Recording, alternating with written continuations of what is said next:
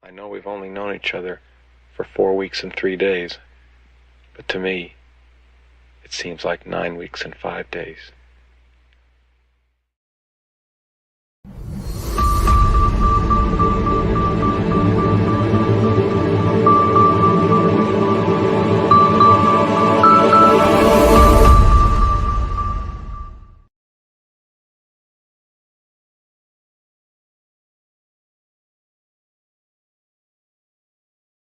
All right, all right, all right. It's Sunday. It's time for the Sunday edition of the Let's Get Growing show here on the Urban Gardener channel. I'm Enoch. I'm your host today, and we've got a great show for you today.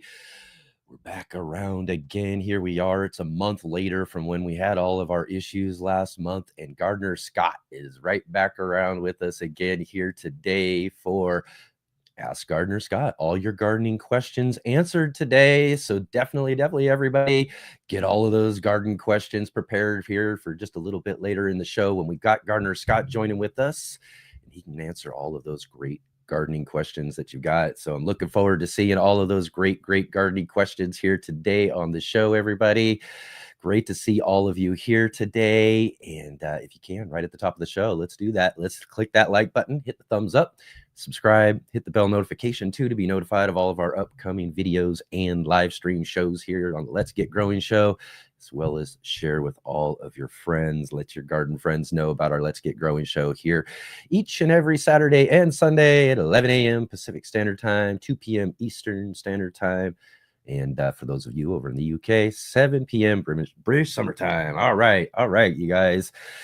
Big, huge shout out to all of you who are watching us on the replay. So glad to see all of you here on your own time, watching and catching up with what we've got growing on here on the Let's Get Growing show. Thank you so much for being here.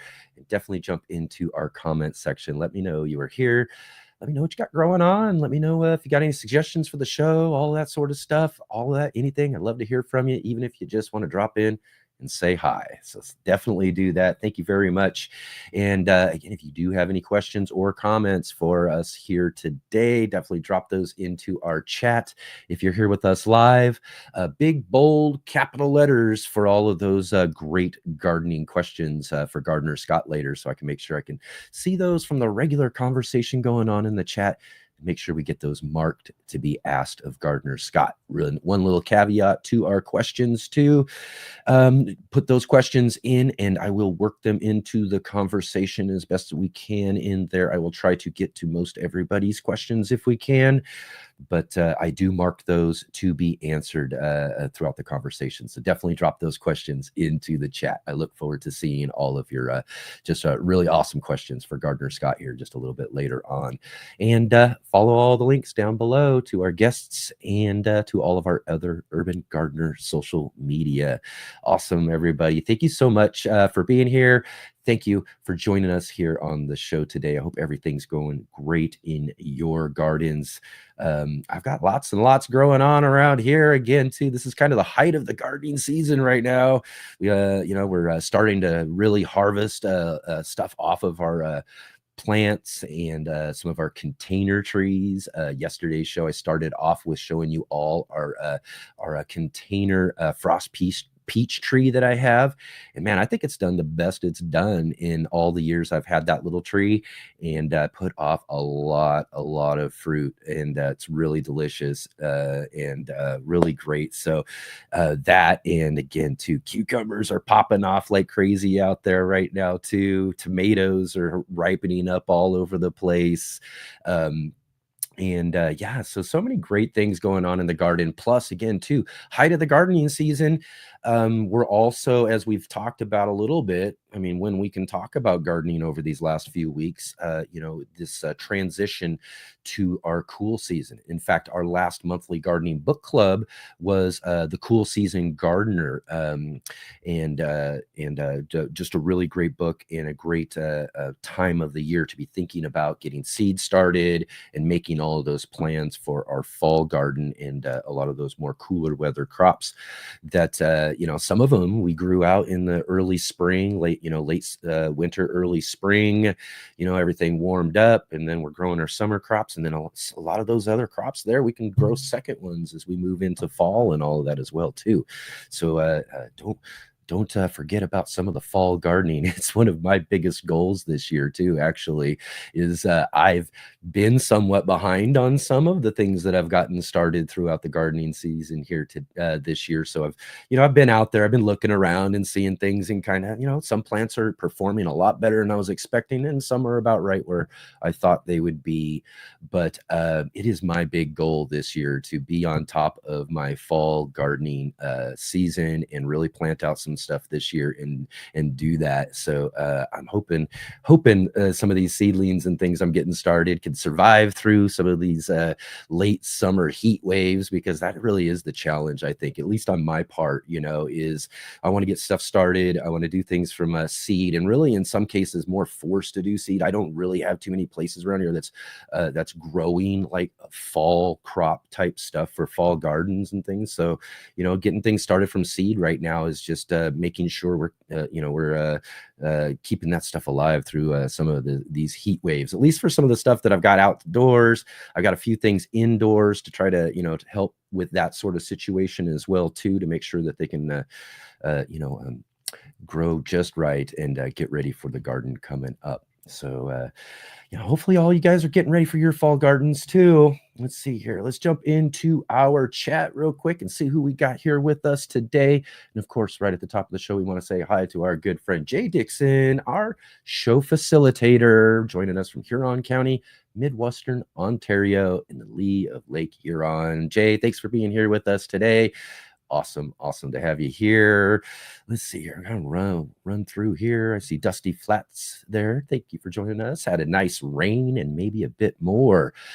Sunflowers couldn't handle the wind, really. Oh man, that's too bad. Usually, hopefully those sunflower stalks get really good and can really handle some good gusts and all of that sort of stuff.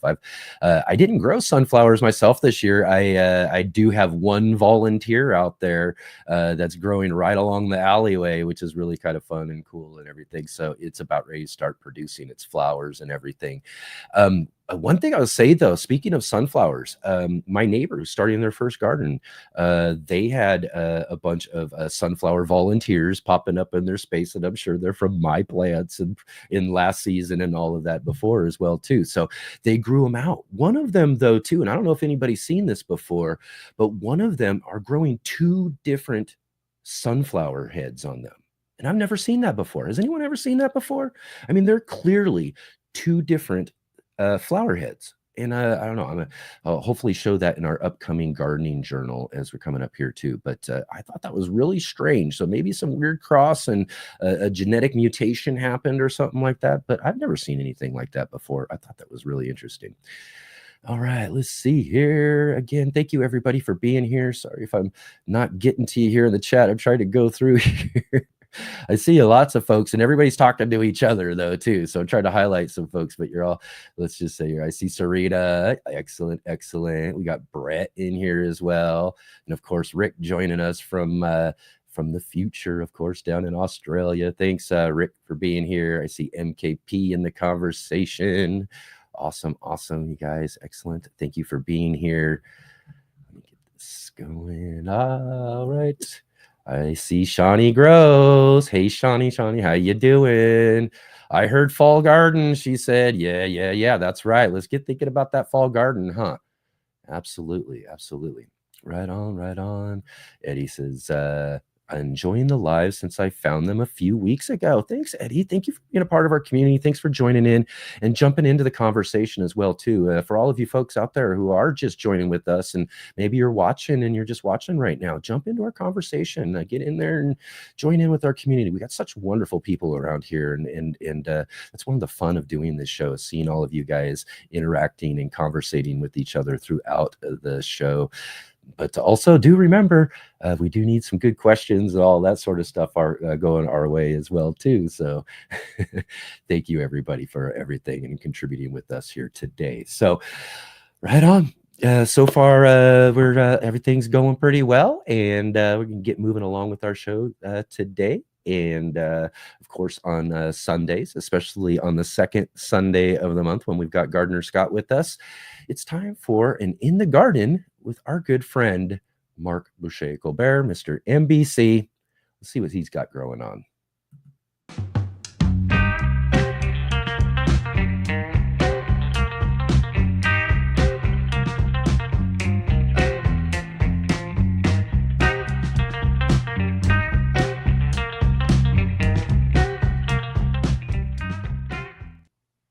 Hey guys, I'm Mark Boucher-Colbert, and you're in the garden with MBC. This is a Noble Rot rooftop garden. We're high above Portland here, and we have a limited amount of space, as you can imagine, on a rooftop. So we try to maximize every square inch and grow a lot of stuff jammed together. Now, inevitably, that causes some amount of conflict. And today we're going to look at just some practices about pruning and thinning some of our summer crops, like a squash plant here and a tomato. This is just good practice, even if they're not really in conflict with each other, because when we do pruning and thinning of these kind of crops, we let more air and light get in, and that prevents fungal diseases and can often improve the health of the plant. And then, as I mentioned, something like a squash or a tomato can just really sprawl and take over lots of our garden. So if we support it and then shape the growth as we go, we're going to be in a much better position later on in the season. So let's just talk. I'm just going to go through this and actually do it. First, I'm going to show you just some of the tools. Lately, I'm using this little pair of kind of heavy duty, I'd call them garden scissors almost. They're almost like a kitchen scissor. Really nice. This was a little special. It was offered by Lee Valley. I think they're Czech made, Czech Republic. And they have just proven really useful. They're very sturdy. They have a little bit of a serrated edge too to get some grip and bite.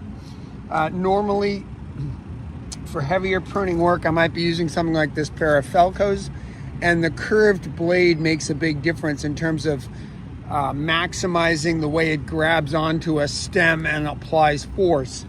Things like a standard straight scissor design like this, if something's really thick, as you start to squeeze, it tends to want to pop out of the blades. So the curved blade, for heavier duty stuff, I like a curved blade better.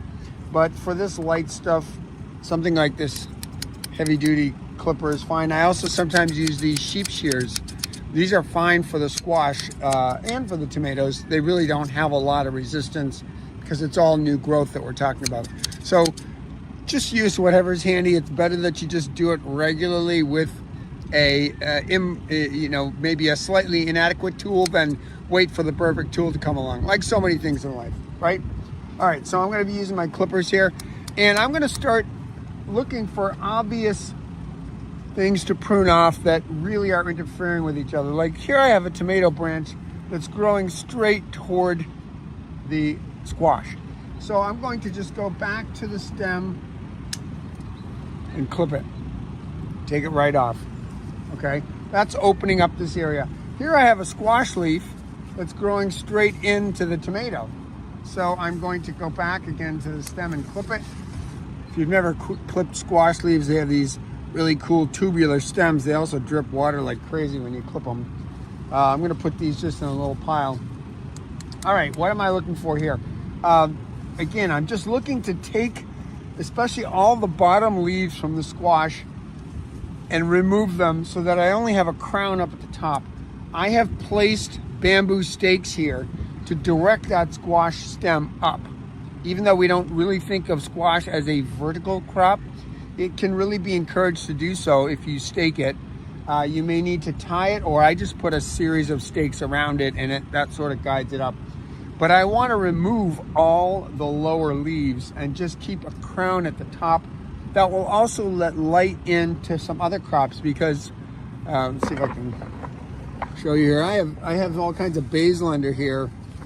Kind of hard to see, but it's purple basil that really wants and needs that light. So I'm just going to get in here and make some more cuts, cutting off all these big lower leaves. You want to be careful when you're cutting. You do not want to cut the main stem, right? So you want to make sure you know just where your clippers are and have really good visuals on it. because otherwise, if you cut the main stem, you're going to obviously ruin the whole rest of the plant that you've nurtured for so long. Here's another one that's coming out lower. This squash I've kind of encouraged to have two main stems, both of which are shooting up. Now, as I start to expose that, I see a big old tomato coming in here. I'm going to go back to the main stem and cut that off. Now, I kind of made a little bit of a mistake because I wasn't looking carefully enough. I did have a fruit cluster there, so I could have snipped the stem just before the fruit cluster. And sometimes this is where the trouble sets in, because you're looking at these things and it's actually hard to tell what's connected to what. So it's good that I'm making the mistakes here so that you don't have to. See, that's how it works, hopefully. Anyway, it's not bad that I just cut off that fruit cluster. It wasn't really near maturity anyway, so it's just gonna send energy to the rest of the plant. All right, I can already see some opening going on here. Let's see what else. I'm just gonna want, this guy's just starting to come up here, so I'm gonna let that go. I'm gonna take off one more leaf here. And then there's a whole bunch of little lower leaves, some other shoots. I'm going to just clip some of those off, just whole clusters. See, this was starting to become another stem with a lot of flower clusters. I do have a lot of flowers down low here. I'm gonna leave those for now. Take off some other leaves. You know, squash are really susceptible to powdery mildew as the season progresses. And so I just want to keep, all I have is this one squash plant here right now up at Noble Rot. It's not really, it's mainly just for the roof salad, just to provide something to grate on or thinly slice onto a roof salad. So I don't want to lose it. I don't want to lose it early. I want to keep it. So I really want to let that light and sun in. Okay, back to the tomato here. I'm going back to the main plant. Now there is an issue. I'm just pruning one tomato and one squash. They're not from the same plant family, so I'm not really worried about plant diseases transferring. When you do have a lot of pruning to do on, let's say, a lot of different tomatoes, really best practice would be to have some dilute bleach solution that you can either get like those Clorox bleach wipes and just have that available. And as you prune, especially as you move from plant to plant, you want to sanitize your tools. That's just a good practice in pruning when you go from one tree, one plant to another. But you know, in this kind of a setting, I'm just doing a little bit on one plant, so I don't have to be very concerned. But that is just something to think about.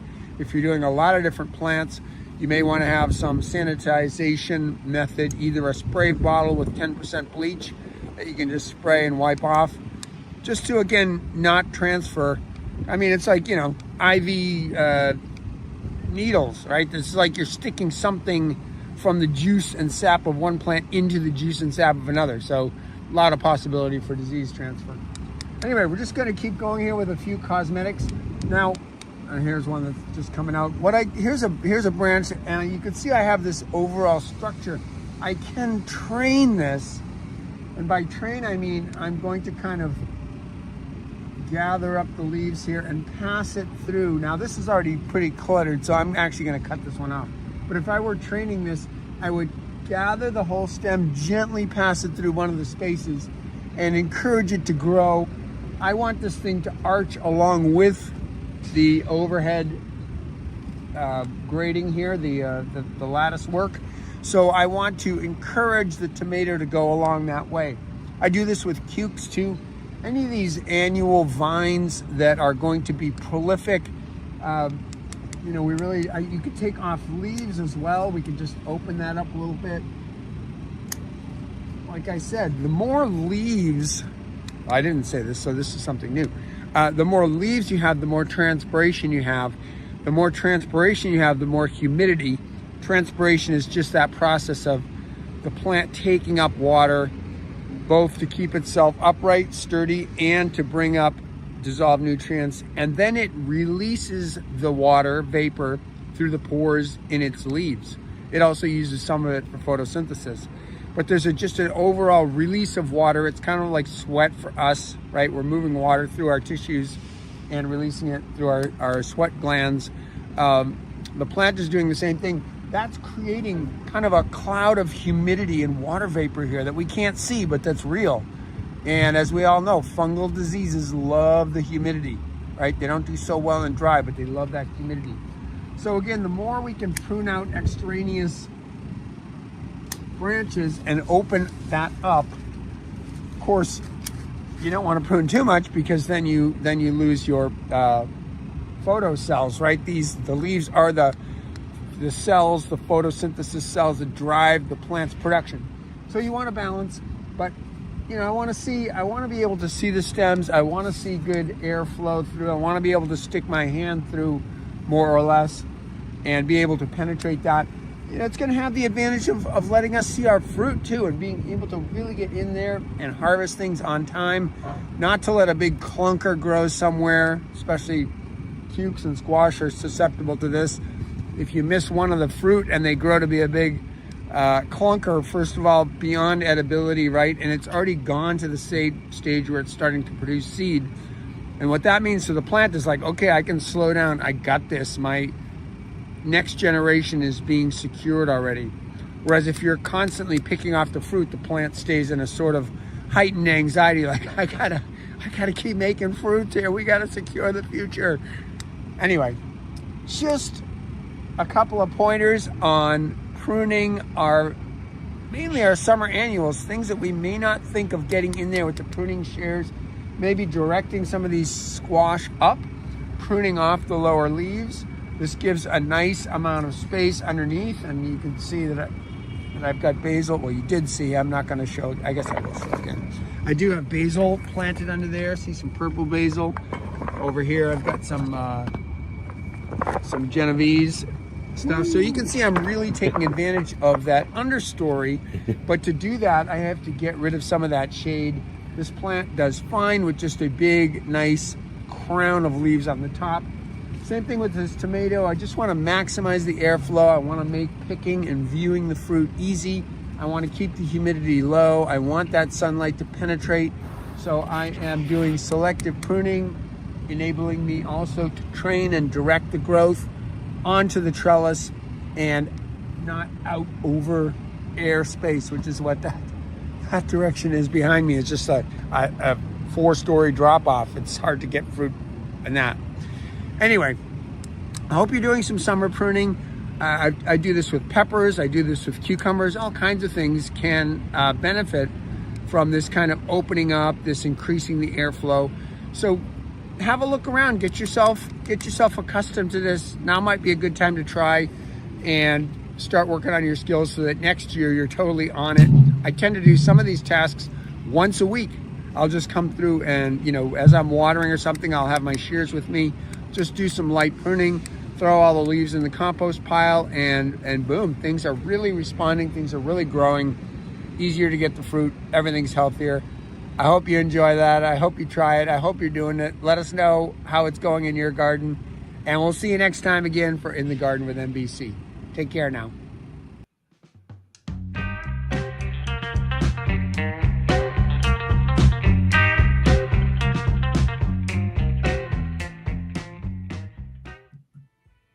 Hey gardeners, thanks for tuning in to our show today. We'll be right back at it here in just a moment. I just wanted to take a second here to highlight our regular videos and features here on the Urban Gardener channel. Our weekly garden journals,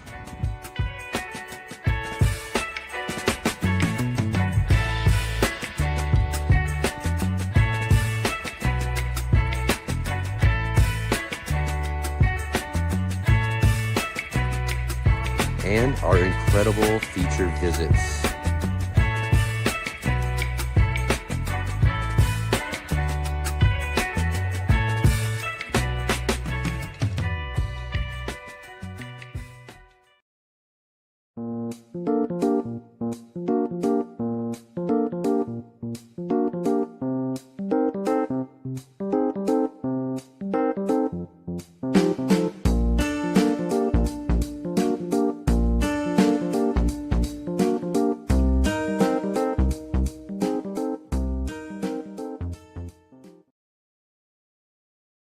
All right, all right, all right. What was the most successful thing so far growing in your garden this season? I kind of already told you guys earlier in the show what mine was. That peach tree has just blown me away this year. And those peaches are so delicious. I'm just going through them like crazy right now. So that's pretty much what I've been just really just enjoying the most out of my garden, and just really, each and every year I always wonder about that, what it's going to do. Some years aren't so good and some years are okay. I think this is probably the best year we've had so far when it comes to our container peach tree. So that's just really great. All right, everybody. Again, too, if you didn't get a chance to check out our show yesterday, you want to go and check that out. For those folks of you, especially joining us here live, as yesterday was a community show where we invite you, the audience, as the guest. So if you want to meet some of those folks that you talk to in our chat on our shows on the weekends here, go back and check out our community show yesterday. These are just really fun shows that we kind of stumbled into this last year, and just have been such a fun part of what we've been doing around here on the Let's Get Growing show. And so I try to throw these out here every couple months and get an opportunity for all of us to kind of get together and be able to hang out together, where I give you guys all our show link and invite you on like one of those call-in radio shows where you can just click the link, except for you just come on here with your video and all of that, and introduce yourself to all of our audience, and talk about what you got growing on in your garden. We did get to meet a couple of new folks from our audience as well too yesterday, so you'll definitely want to go back and check that out. Also, last Sunday we had a great show. You want to go back and check out this conversation if you didn't check it out, for sure. Mark from Self-Sufficient Me, he came back to the show again for another one of these really fun roundtable discussions we've been having here. And Tony O'Neill from Simplified Gardening joined in the conversation as well. We talked all about gardening all around the world, and talking about a lot of garden experimentation, and again, these guys are some real pros talking about gardening, and we talked a lot about the fun of just experimenting in the garden. So go back and check that conversation if you haven't had a chance to yet. Right on, everybody. Again, thank you all so much for being here. Thank you for joining in the conversation today. And remember, we've got our next segment coming up here. We got our good friend Gardener Scott coming, so it's time to answer all of your garden questions. So be sure to jump into our chat there, drop in all of your gardening questions, and as I say, to put those gardening questions in big, bold, capital letters too, if you can. That way I can just kind of see them from the regular conversation and make sure we get them asked while we're talking to our good friend Gardener Scott coming up here. So right on. So I guess that's probably a good time as any to go ahead and get on started with it all, right? So I guess it's time for Ask Gardener Scott.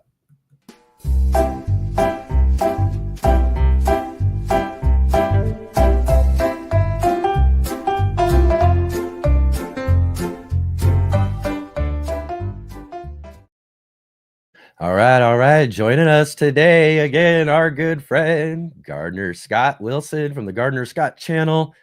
Thank you so much, Scott, for joining with us here today. And let's hope this goes a lot better than last time. Yeah, I have no doubt. I think it looks like based on yesterday and last week, I think you've got things figured out. So yeah, we have one little weird trip up, I think, that's going with the camera now that I'm not too sure about. But you know what? It didn't give us any problems yesterday, so we're hopefully running good. So anyways, here we are, right back around, and hopefully we can have a really great gardening conversation today and answer everybody's gardening questions. So how's everything growing in the garden, just to get started with today? How things going? Good checking on it. I actually have a melon that's on one of my plants. It's pretty good size. Yeah. It's about that big. Ooh. And I have tomatoes that are starting to form. I am always late getting my garden going because it's so cold here into the summer, and so everything has to play catch up, and everything is doing pretty well. Excellent. Yeah, I know. That's just same similar thing for me. And as much as we plan and try to get our gardens going, some things just aren't quite started and done the way we want them to. And again, sometimes it's the weather. I think a lot in your case too, Yeah. right? You Well, got a lot of it's the weather things holding temperatures. you back. Yeah, the temperatures and Yeah, things. my soil just doesn't get warm enough until the middle of June.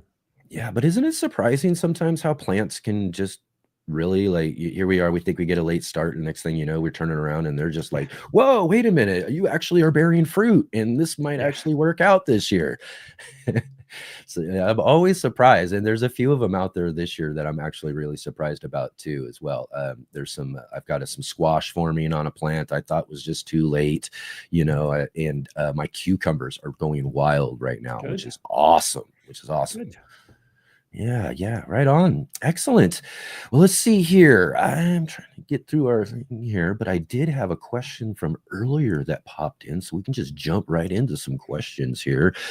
Let's see. Cripple Cowboy asks, are sunflowers a bioaccumulator type plant? He has some older soil that he wants to revitalize. So what do you think about that there? Yeah, sunflowers, I think they're also called a hyperaccumulator. They're great for contaminated soil. Yeah, there you go, an old auto shop. Sunflowers can actually absorb metals, heavy metals from the soil. And so in contaminated areas, it's often recommended to grow the sunflowers. Now, it's not recommended to grow the sunflowers and then put those sunflowers back into the compost pile necessarily, because they're accumulating those heavy metals that you're trying to get out of the soil. But yeah, there's a few others. Mustard, for instance, depending on what the contamination is. There are some brassicas. There are some flowers like alyssum. But when it comes to really trying to clean up contaminated soil, absolutely, sunflowers are pretty much, I think, at the top of the list as to plants that we can grow in our home garden. I read a report a while back that said that sunflowers can even uptake uranium in the soil. So if it's a heavy metal, sunflowers can take it out in many cases. So in some case, I mean, in that way, do we really know like a lot of these things? And so I suppose it would be more so in the sense of like newer plots like we're talking about here, maybe a place that hasn't had things growing for years, or in this case an auto shop and all this sort of stuff. Yeah, but if you in general, if you're going to a new space, you don't know what's in there, right? Yeah, so maybe a first year you don't want to keep those sunflowers, maybe. Yeah, I don't worry too much about that, unless it's near an auto shop. If it's just a typical backyard garden, the chances of a heavy metal contamination are so slight that I don't think it's anything to worry about. But if you have patches that just aren't growing any other plants and you suspect contamination, then yeah, you can look into those type of plants that might help. But it's very rare. I've lived a lot of different places, and I've never encountered contamination in any of the places that I've lived. That's good. I just think of that as, we have this space in the back corner of this place, and I was gardening back there for a while and doing things, but I moved over because it's more on the neighbor's side, right? So I was just kind of working my way down the fence, because they weren't using it or anything. And then I come to like this all big chunks of like cement and everything. I'm like, what's going on here? And so I was just thinking, and as we pulled it out and looked at it, and we could just tell that, maybe sometime way back before this place was ever built or anything, there was like a big old shop or some sort of big garage or something that was there and down or something like that, So in sort of those sort of situations where where you can just think that maybe some cars, or like you're saying, just some things are probably into the soil or something, might be a place to think about that. But yeah, for the most part, probably not going to have to worry about it.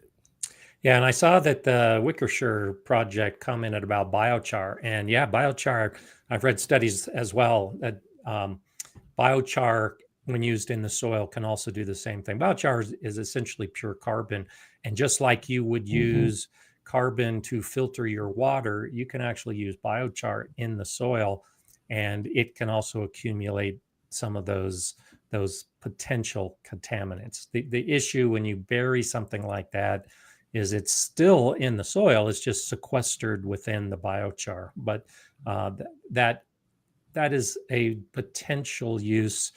I don't know that I would use it for heavy metal contamination, but if you suspect that you have an area like you're talking about, then maybe you can dig in some biochar. Some light suspicion.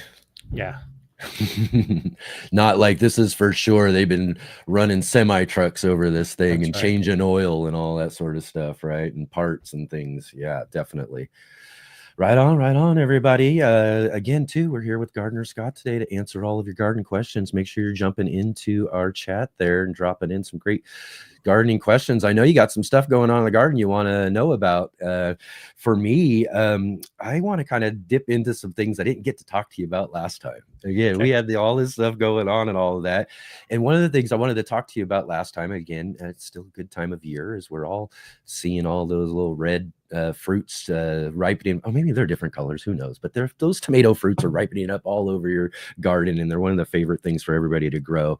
But I wanted to kind of talk to you a little bit about tomato myths. You did a great video and some stuff, and maybe more so than just the one, but you've talked about tomato myths before too. So I just want to kind of touch on a few of these a little bit with you. Tell us a little bit about yellowing leaves. Yeah, so the thing, particularly with indeterminate tomatoes, the plants are going to keep growing and growing and growing and growing and until they freeze and die or something else causes them to die.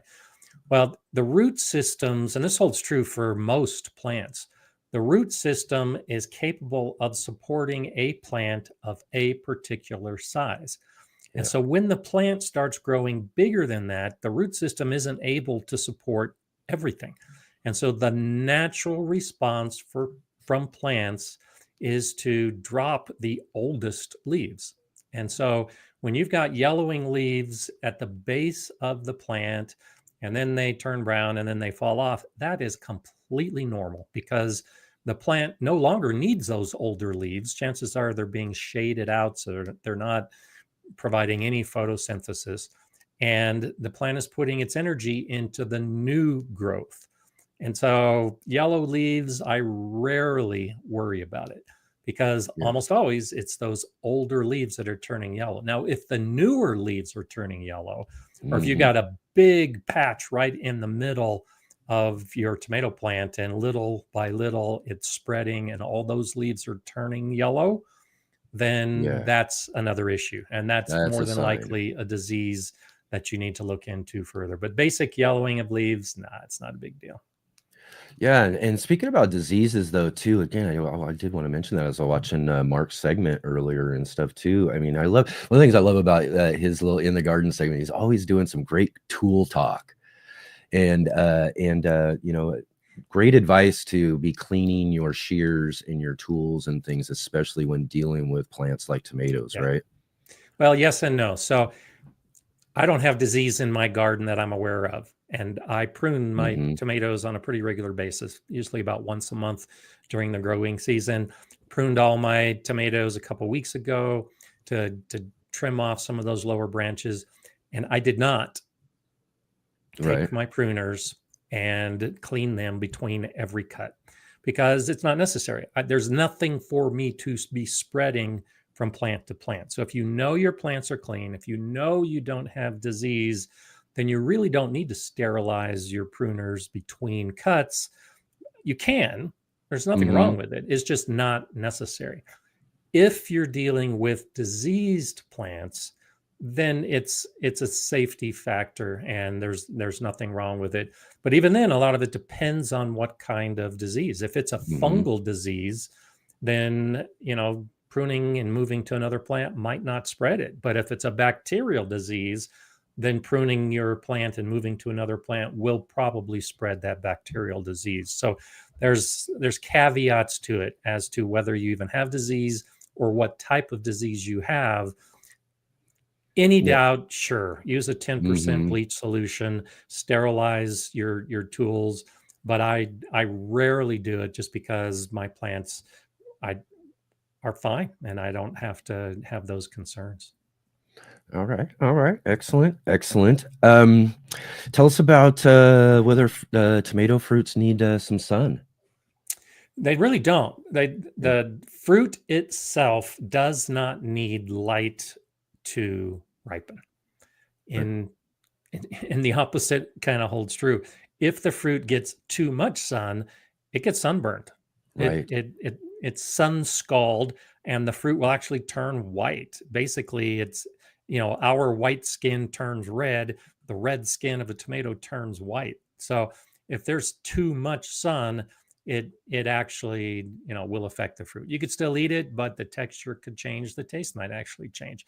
And that's one reason why, if you have leaves growing, you should leave those leaves on the plant, because shading the fruit actually it works fine. And you can see this particularly on cherry tomato trees or tomatoes, where you've got the big clusters of cherry tomatoes that are hidden on the inside of the plant, and all of them ripen perfectly fine without a smattering of sunlight at all.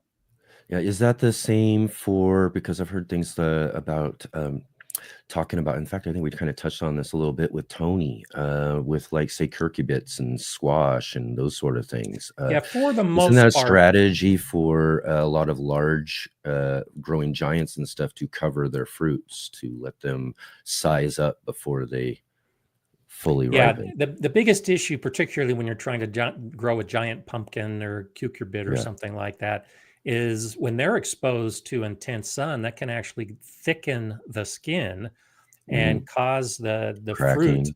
to harden. Yeah, and so Oh, when wow. it continues to grow, it becomes susceptible to cracking and splitting. So you cover the fruit so it's not exposed to the sun, so that the skin basically stays pliable, and you can keep growing it for as the maximum amount of time.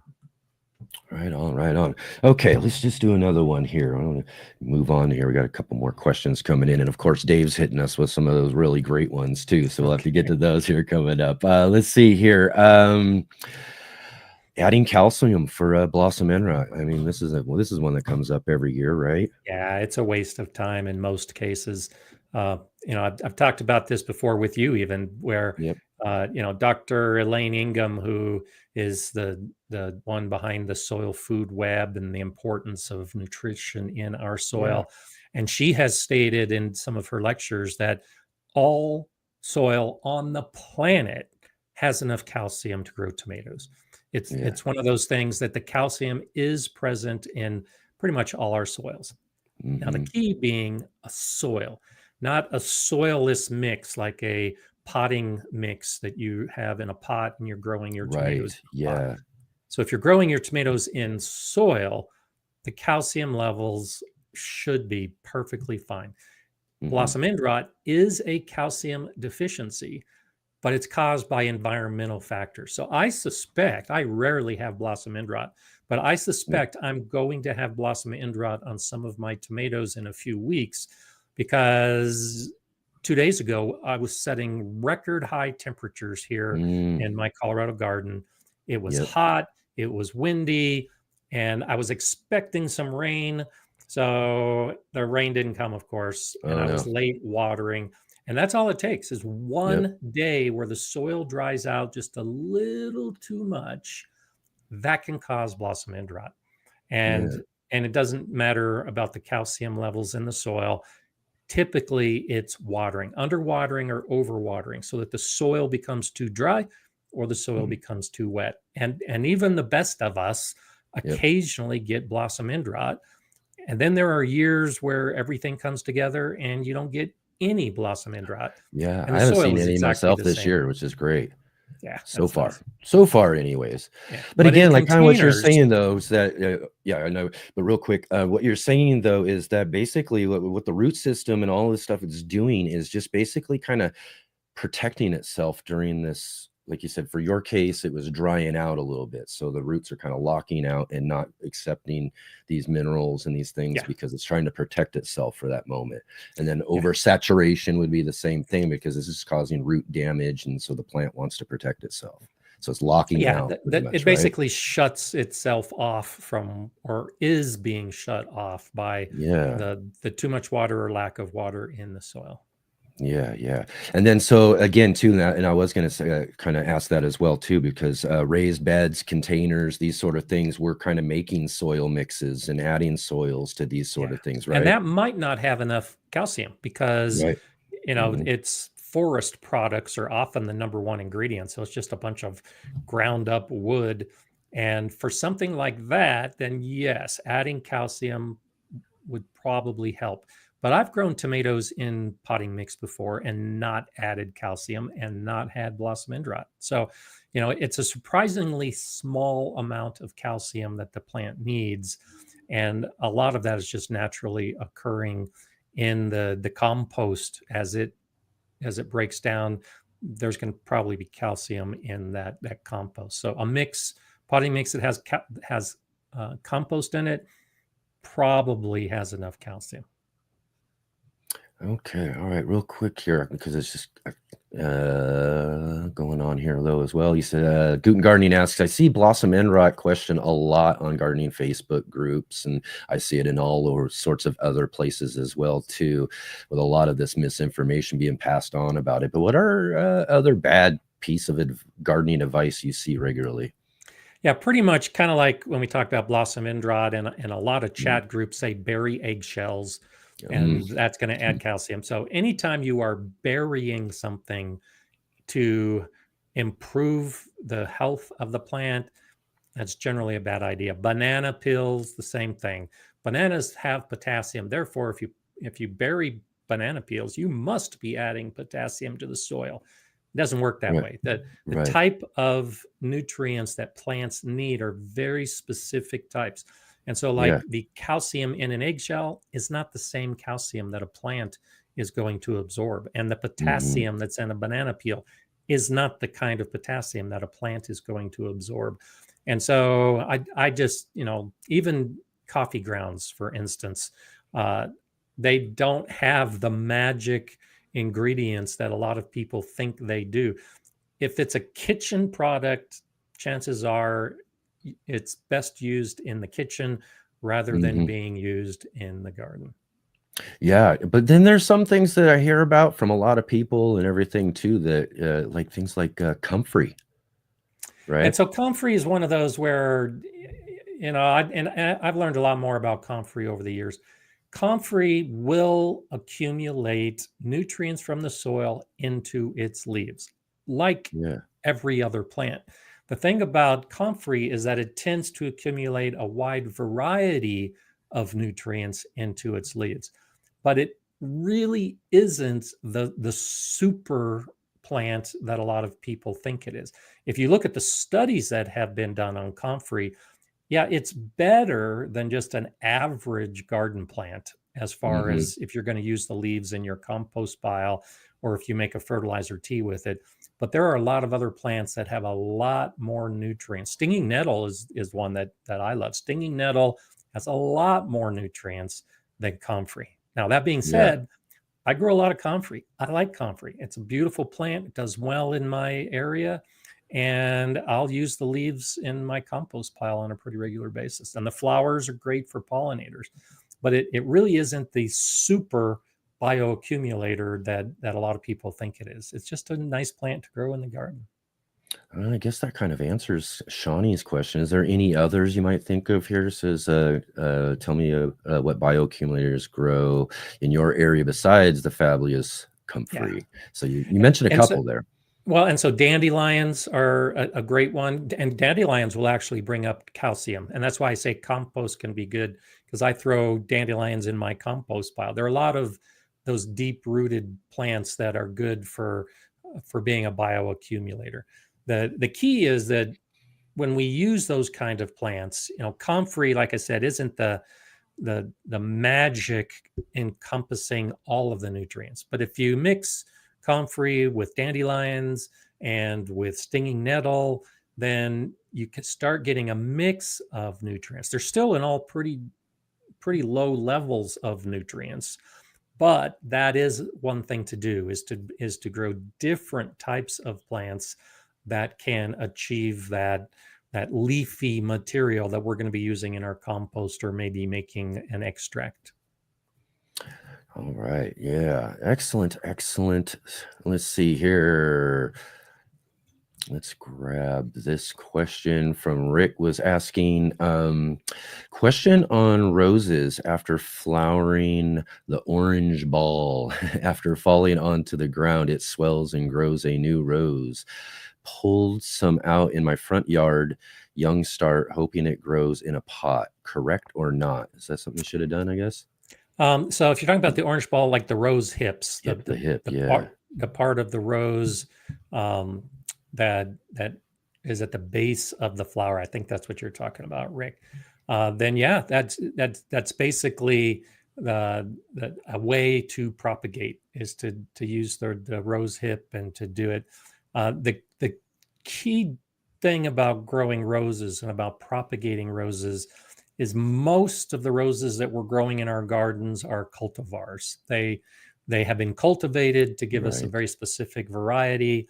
And by doing something like that, you're not necessarily going to be growing the same rose, because all of our roses are hybrids. So it's cuttings that are really the best way to propagate a rose if you want to get the same rose from that point Right. forward. But again, too, like I was saying about our discussion with Mark and Tony last week on this show and everything too, is that just if you're trying it and it's in a pot and it's growing and you just want have Yeah. fun with it, experiment, see what you get, all that sort of stuff. But it really is about what our intentions are, right? If we're looking to get something Exactly. specific, we should do this. If you're just looking to have fun and grow something, do whatever. And you may discover something. You know, I've been Mhm. working on developing a tomato for years that just started as an accident, and I'm trying to stabilize the genetics of it. So, you know, it can be fun to grow a hybrid or something that has a genetic mutation, and put it in your garden and see what happens. That's the whole concept behind land race gardening, where you Yeah. actually do it on purpose, where you Yep. choose the seeds or the seed pods or whatever it is that you're using for propagation, and see what happens. You might get a new type of squash, a new type of melon. You Yeah. just never know. So yeah, there's nothing wrong with that. Like Rick was asking, there's nothing wrong with doing it. It's just what your expectations are and what the result will be. Yeah, landrace gardening is kind of fun. We had Joseph Lofthouse on the show a while Oh. back ago talking about his landrace gardening book, adaptation gardening, and it's just, and again, that's just really just kind of letting the garden do things and having fun with it, and basically just taking what you get, right, Yeah. and see what Yeah. it goes, man, and you can get some really great stuff, and nature will make some really fun little crosses sometimes all on its Absolutely. own, all on its own. All right, let's see. Serena was asking about moisture meters. If reading a moisture meter, at what point do you water? So if it's a good moisture meter, I try to use it to give me an idea of when the soil is drying out. I don't want the soil to dry out like I was talking with the tomatoes in particular. I also don't want it to be saturated. And Mhm. so moist is what we're after. And most of the meters will have a reading for moist, kind of in the middle of dry and saturated. And that's what I'm looking for. If I see that the moisture level is dropping, then I add some moisture. Now, Yeah. the standard recommendation for a number of different things we're growing in the garden is like an inch per week or 2 inches per week. A lot of it depends on Yeah. what kind of plant it is, but that doesn't work for someone like me, because just the other day so our temperatures were at 92 Fahrenheit and the humidity was 12 degrees and the wind was blowing at 30 miles an hour. So my soil, even with mulch on it, was drying out extremely quickly. I have to water every day in my garden because it's so hot and so dry and so windy. And it ends up being more than 2 inches a week. If I just wait and once a week water my garden with 2 inches, all of my plants are going to die because my soil is just drying out so quickly. So with a meter or without a meter, you have to balance against your weather and what's happening. If I Yeah. see that the soil is beginning to dry out And like today, I've got rain forecast, 60% chance of rain at 4 o'clock this afternoon. So I'm holding off on watering, waiting to see how much rain I get. And if it's not enough, I'm going to go out at 5 o'clock and start watering my garden, even if I have rain. And so the key is to try to figure out what it is you're looking for, what your goal is, and just use a water meter or whatever. I use my finger to measure the soil moisture, and then figure out whether you need more or less based on rain and sun and all those other conditions. Yeah, and also, again, too, this is where we also start to get to be familiar with the types of plants and varieties we're growing as well, because some of them might need a little more or less than others as well, too. So, but in general, once things just start drying out a bit from the top, right, it's probably good to get started in there and get going. Yeah, and you've got to think about the without roots. a meter. So, yeah, exactly. So like a tomato plant, the roots are going to be 8 to 12, maybe even 24 inches deep if there's enough room in the bed. And while the top 3 inches of your soil might be moist, what are the conditions down at 12 inches or 18 inches or 24 inches? And so it's okay to saturate the soil if, those top 3 inches, because that's what is going to drain down to where the roots are. If you're growing lettuce, which might only have roots that are 3 inches deep, then you don't necessarily want to saturate the top of the soil in the same way. So Yeah. different plants are going to need different amounts at different depths, and that's all part of the watering process too. Yeah. All right. Let's see here. Dusty Flats was asking, he said he saw a recent video from Minnesota found alarming, Phytophthora. I'm not sure if I got that pronounced right. He says it's not true fungi. How concerned should we be about arborist chips even after 2 years with this or other diseases? Interesting. I don't know about that video. Yeah. So a lot of it depends on the disease or whatever the contamination happens to be, because straw bales being contaminated with herbicides are also something that people are scared about. I don't know about this one in particular, because there are diseases that can last for years. Yeah. And that is the kind of thing that if you are bringing in a contaminated material like a wood chip mulch, and it has one of those kind of diseases or spores that can last for years, you're bringing it into your garden. I don't worry too much about arborist chips, because almost all the diseases that we're going to see in our garden are very specific. The tomato diseases are not going to be affecting my strawberries, and strawberry diseases are not going to be affecting my melons.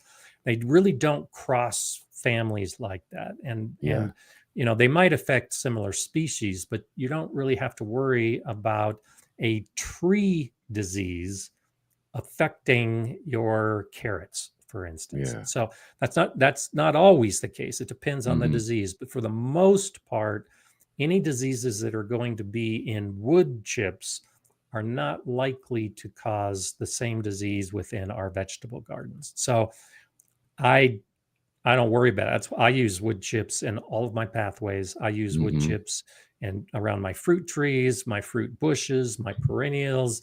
I've never seen a problem with the wood chips coming in. And they are, I get my wood chips from a local slash and mulch organization. So thousands of people are dropping off their trees and their branches, which are being could be all sorts of different things all over that, huh? Exactly. And I've never seen an issue. If you know of an issue, if you know of a particular disease, then that's different. But it rarely is a concern in our gardens.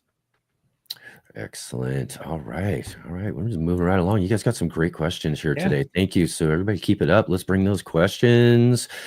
Let's see. Eddie, one of our new new viewers here, I was saying earlier, asks, next year I'm going to have to do my garden in containers due to health. I have 3, 4, and 5 gallon buckets along with bigger pots. What can I grow in the smaller buckets? Yeah, that's the thing. Root spaces, we always want to get something bigger. I always recommend a 5 gallon or bigger for most things. 5 gallons will do a lot of stuff in your garden. It might not do some of your bigger plants, bigger fruits very well. So you want to go to bigger ones, but lots of folks have smaller pots and smaller containers, and there's still things we can grow in them, right? Oh yeah. Yeah. There's a whole bunch of stuff you can grow. You can grow peppers in a Yeah. 3-gallon pot without any Yep. problem. You can grow carrots and a whole bunch of carrots in a 3-gallon container without any issues.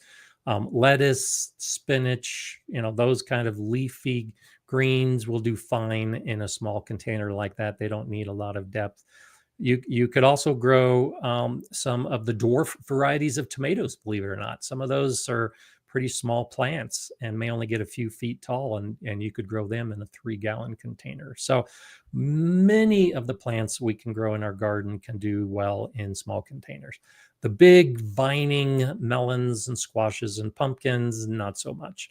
And the full size indeterminate tomatoes, they really should have a bigger space. But herbs, I grow a lot of herbs in smaller containers like that, and it's really not an issue. And like we talked about earlier, experiment. Try something. If you think it's right on the edge and something you really want to grow, but you're not sure if the container is big enough, try it, and you might surprise yourself and be able to grow something that you didn't even suspect you could. Yeah. Again, that's we're continuing that theme, I guess, right here, right into the next Sunday too. It's just, again, that's a fun part of gardening and all of that is to just be able to experiment and try around and do all of this sort of stuff. So it's good to know and get some good ideas of what you should be doing. But a garden's really the funnest when you're just kind of playing around and doing some stuff, right? Yeah. Just doing things. I was saying one of my favorite things to do, I was mentioning this last week too, is I like to take some things that I'm growing and different stuff, that maybe even some newer things that I'm growing, and I like to just pull off branches sometimes and just stick them in the ground just to see if I can get them, see what they'll do. You know what I mean? And you know what? Every now and then I get whole new plants that just come up and do things that I never thought before, just because I was just having fun and just trying to see what happens. And when it works, it's awesome. This year, I bought a bunch of apple trees to put up against a fence, and I'm doing espalier pruning. So I lopped off the upper 3 feet of these apple trees, and they're just small whips. I've just left behind just a short portion, and I thought, I wonder what would happen if I take these apple trees that I just cut off and put them into water and then into potting mix. And of the 6 that I caught, 2 of them still have leaves and are still growing, which tells me that there are roots developing at the base of those cuts. So I'll keep all of them. I potted them up. I'll keep them all and see what might survive through the winter. But yeah, in the past, I've pruned off the apple trees and just tossed them to the side. And this time it was like, let's see what happens if I actually just stick them into a potting mix. And they're growing, at least a couple of them. So I think that's fun. Yeah, exactly. That's just, again, always just don't pressure yourself too much in the garden for things and just have fun with it. A lot of things are concerning to us, but, sometimes if we're just, taking it easy with how we're doing things, we can find a lot of really cool things going on in our garden. Yep. Yeah, right on. Let's see here. Shawnee asked another question here. Tasks start to stack up this time of year with caring for plants, planting, harvesting, preserving, saving seeds. Any advice for balancing every layer? Yeah, that's always a challenge, and it's prioritizing. It really comes down to what needs to be done. So, for instance, preserving is often after harvesting, and harvesting is after pruning. And seed saving is the last step, because you're harvesting, you're preserving, but you're leaving some of the fruit or the flowers to give you seed.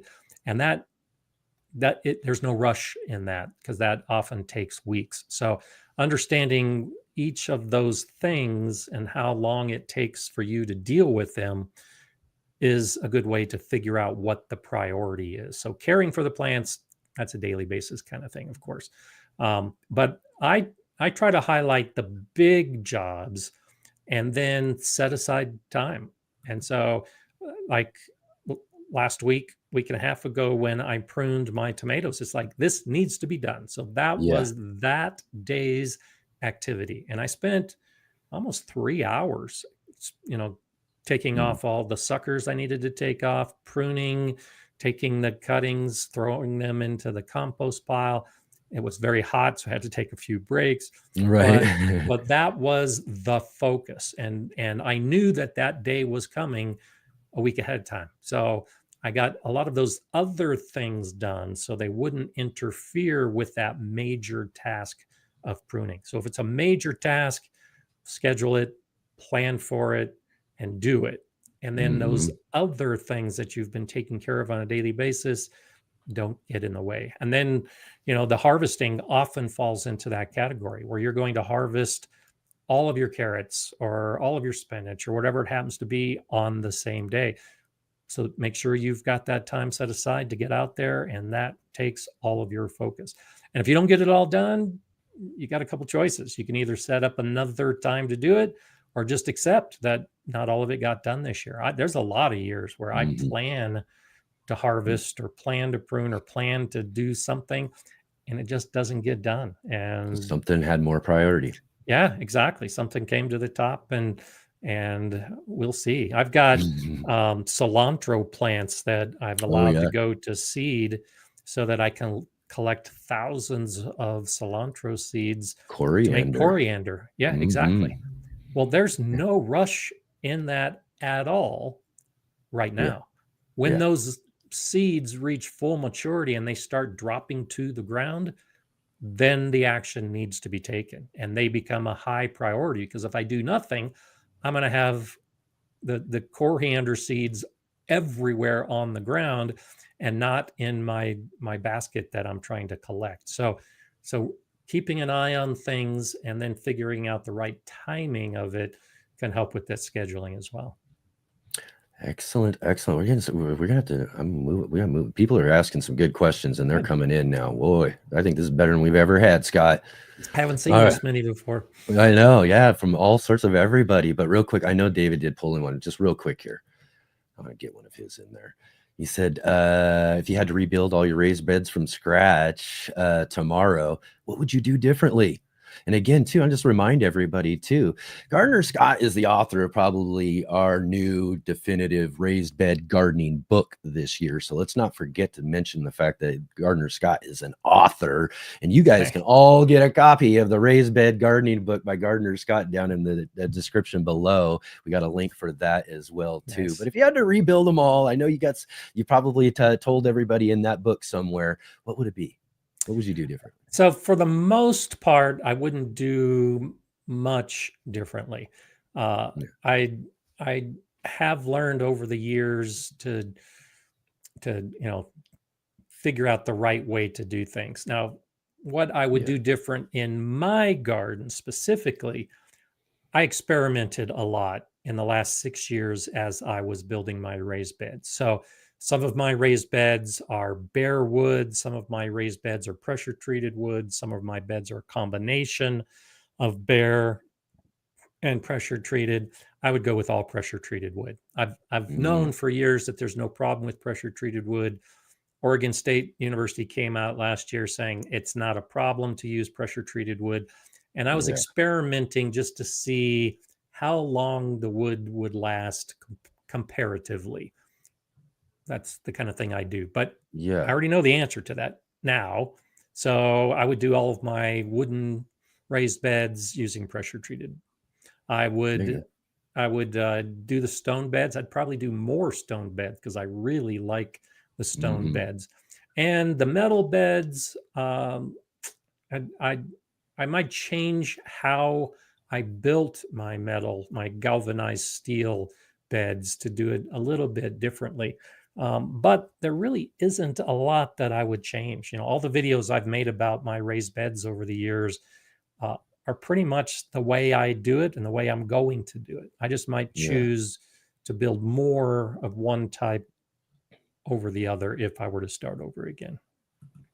Excellent. Right on, right on. Let's see here. MKP asks, can I use certified straw to cover plants in the fall? I Sure. don't know if Yeah, absolutely. The soil should not be bare going into the winter. And depending on what kind of plants you're covering, you should cover your plants before the winter sets in. So I'm guessing you might have some tender roses or something like that that you want to cover with straw, maybe wrap with burlap. And if you're going to do something like that, then yeah, using an organic or a certified straw can create great insulation for the plants. And also it can be used as a great mulch in keeping the ground covered and helping to suppress weeds and diseases moving into the future as well. So I use a lot of straw in the garden. Not all of it is certified or organic. I'm starting to move more in that direction, but I use a lot of straw. Yeah, excellent. Serena asks, if growing Danvers short carrots in a green stock, what is the best way to make sure the cardboard doesn't blow off, or do you use another method for it? So I'm thinking what she's talking about is covering them as they're germinating. Yeah, the cardboard hardest thing method? about growing carrots is just keeping them moist because it can take a long time for them to germinate. And cardboard is a common method. Now, you can still use cardboard. The nice thing about the green stock is that the center of the green stock is inches away from the pocket that you're growing in. So you could cut the cardboard so that it has like a tongue on it and stick that tongue towards the middle of the green stock and just allow the weight of the upper tier compressed onto the soil to hold it in place. So you need to custom cut it to fit in. What I do is just sprinkle some grass clippings, some dried grass clippings whenever I'm growing carrots. And that's a very light layer of mulch. The carrot seeds can grow right up through it. Yeah. And you still have to water a couple times a day. And, you don't necessarily have to do that with cardboard or burlap or something else like that you're using. Right on. Again, we're going to just work our way right through these things here. Coach Shavi, awesome to see you again, Coach. Thanks for joining us today. And he says, when topping off your raised beds as they start to compress, what do you like to add? Compost, Mel's Mix, raised bed mixes, has something proven to be better? Yeah, so I typically use just straight compost. Mel's Mix is a combination of peat moss and perlite in addition to that. And yeah, I don't use perlite much in my soils in my beds, but I do use some peat moss, particularly when I'm filling a bed for the first time. But when I'm adding to the beds, I pretty much focus on compost. So when I'm topping off, in fact, I've got a bed that I just did today, and it's for a little bit of a video I'm doing for another channel. But I'm doing cover crops. I'll be talking about that in my live stream tomorrow, cover crops and green manures. And what I do is just use a cover crop with compost. And if I've got compressed soil, if I've got a dense soil, then I'll choose a green manure or a cover crop like daikon radishes, for instance. Daikon radishes are great at helping to loosen up soil, and there's a lot of others that do the same kind of thing. So primarily compost, in addition to plants, they're going to help with a compacted soil where the plant roots will decompact the soil. Then I either pull out those roots or let them die and break down. And all that compost that's on the surface that I topped off the bed with now finds its way into the soil. Yeah. That's always my best bet too, is just top them off again to each and every season where, they're coming down a little bit and coming down a little bit each time. So we're always just putting some good compost and that sort of stuff on the top. So it just works all of those great microbes and nutrients and things right down into your containers. So, or raised beds or that sort of thing. Awesome. Excellent. Let's see here, Serena, again. How long before first frost should cold weather crops be started? What do you direct sow and what do you start indoors? Good question. If So we're talking about fall it gardening right now. it depends on the plant and Mhm. whether it can handle frost or not. And so there is a strong possibility, depending on where you live, that you could have a second cucumber crop, for instance, because cucumbers typically are started in like early summer, and then you start getting into August and it starts getting too hot, and cucumbers fade very quickly in late summer. But if you're growing a cucumber that only needs 60 days to reach harvest, you might still be able to plant those cucumbers in August, grow them into September, and have a harvest before you get a first freeze in October. So it depends. There are actually some warm season plants that you can grow late in the season if they grow fast enough. The plants that can handle the frost, most of our root vegetables, the brassicas, they can be started as late as maybe like 3 weeks before the last frost, because they'll germinate when the temperature of the soil is warmer. And then when they are actively growing, if they get a frost, it's no big deal. And they can keep growing after the frost. So it all depends on the plant and how long it takes to reach maturity and whether it can handle the cold conditions or not.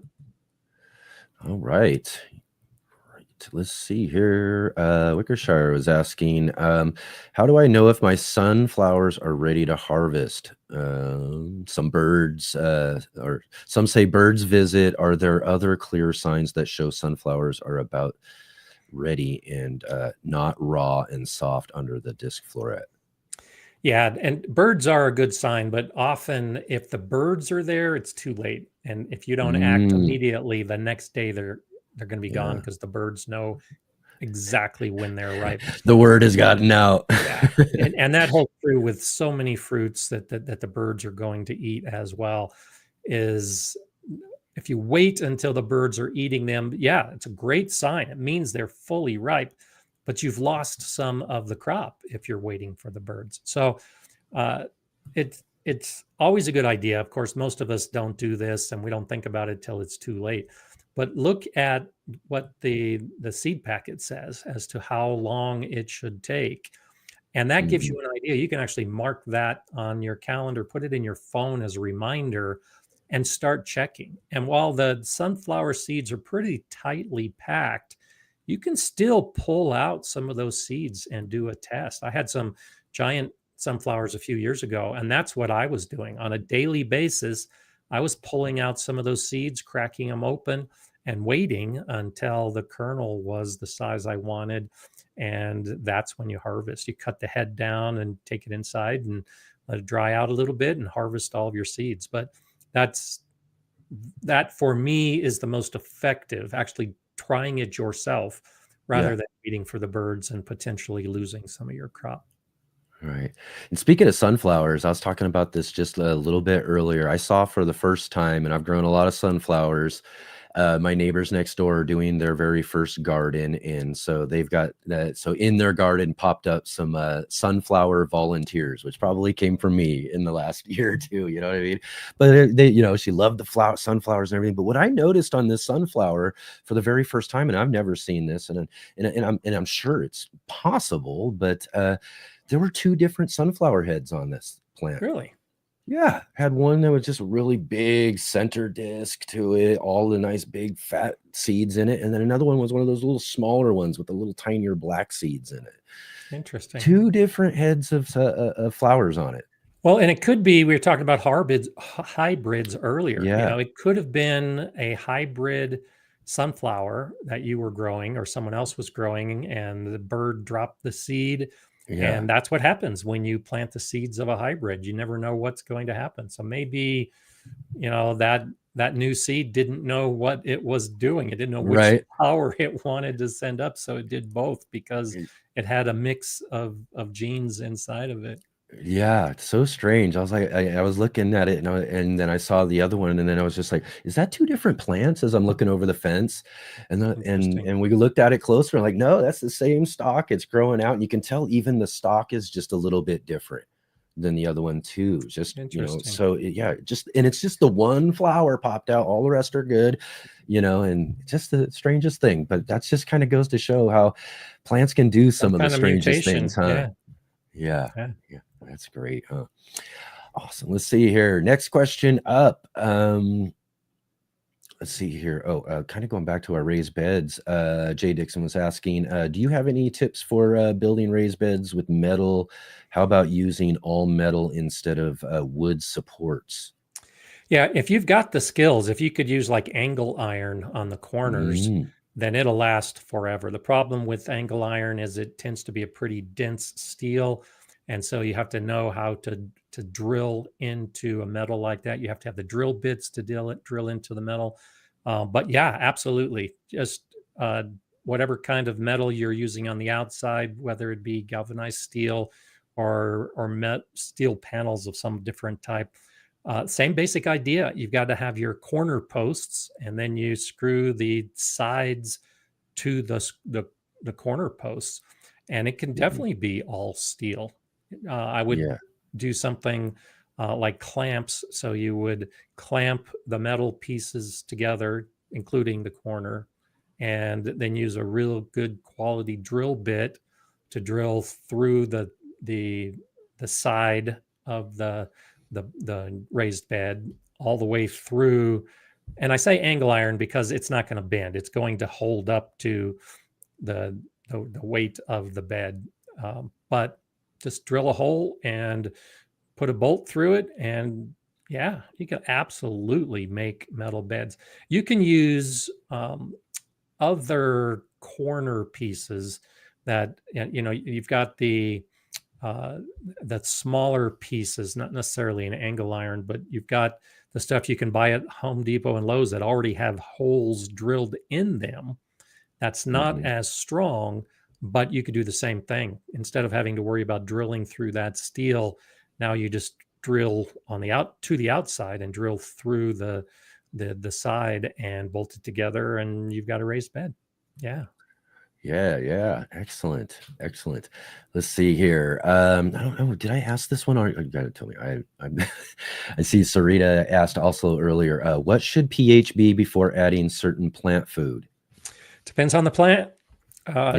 Different plants have different pH needs. So kind of like their watering needs too, or sun needs, or all sorts of stuff. Yeah. You've got plants that need a low pH like blueberries, and you've got plants that prefer a higher pH like raspberries. So it all depends on the plant. And most of what we're growing in our vegetable garden, like a range of like 6.5 to 6.8 pH, a little bit less, a little bit more, they'll do okay. So it depends on what the soil is to start with and what the plants require. And that's really the question to ask when changing the pH.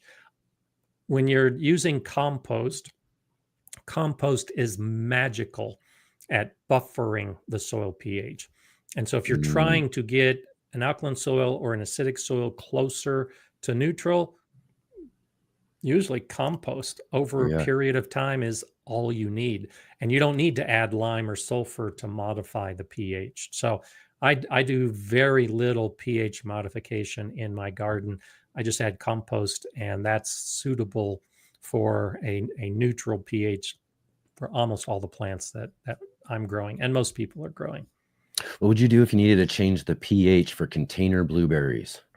And so I've got a video about that where I show exactly what you have to do. Sulfur is what you use to lower the pH. So there are different types of sulfur, and like aluminum sulfate tends to be one that can be quite effective. But the biggest issue I have with adding sulfur is that you don't always have access to the best types of sulfur. So you can buy soil acidifiers, and those will have the sulfur types that are usually good at lowering the pH, but it takes time. It's not something you just sprinkle and suddenly the pH is going to be lower. It takes time for the soil microorganisms to actually incorporate it all and do the actual pH changing. Takes a little work. You got to let them do the work. Yeah. Let's see here. Wickeshire's asking cells. How does order emerge in cells and propagate to organs? What organs and organisms from complex dynamic processes? What are you, Wickershire? Cool. I'm kidding. This is not that show. Okay, I thought that was a question. All right, thanks for the joke. No, that's good. But I love the there are some incredible science books about plants and about cell division, and when you talk about the propagation in particular, you have to talk about the chemicals that are involved with the propagation, and like auxins that accumulate at the tips of branches. But when you prune off the tip of the branch, now the plant has to totally figure out how it's going to recreate and reorder all of the cellular structures and put new auxins at new tips. And it really is pretty incredible. But this may not be the show for that. Right.